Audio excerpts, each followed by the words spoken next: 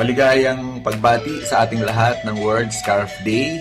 Ito ay isang paalala na minsan yung mga dating Boy Scout ay naging bahagi ng Scouting Movement at ngayon naman tayo mga miyembro sa kasalukuyan ng Boy Scouts of the Philippines ay maipamalas natin, no, yung ating pasasalamat sa ating organisasyon sa pagtulong sa atin upang tayo mahubog ang ating mga talento, ang ating mga kakayanan.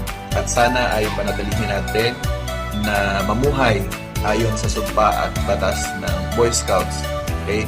Upang sa gayon ay malampasan natin yung mga hamon ng buhay at mga challenges na kakaharapin natin sa pagkamit ng ating mga mithiin sa ating buhay.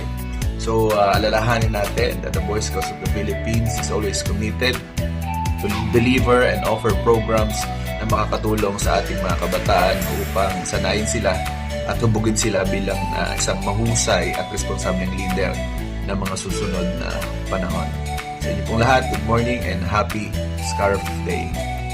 Good morning, Scout Valeriano Abelio Scouting Community and the National Capital Region. This is a special day for us Scouts because a scarf symbolizes the ideals of Scouting and at the same time preparedness. So I challenge all of you to discover ways on how to use your scarf to save lives during emergency situations. Since it's World Scarf Day, I'd like to share with you my favorite scarf, which I got from the 23rd World Scout Jamboree in Japan. Even Hello Kitty loves Scouting. Thank you and happy World Scarf Day. Hello everyone.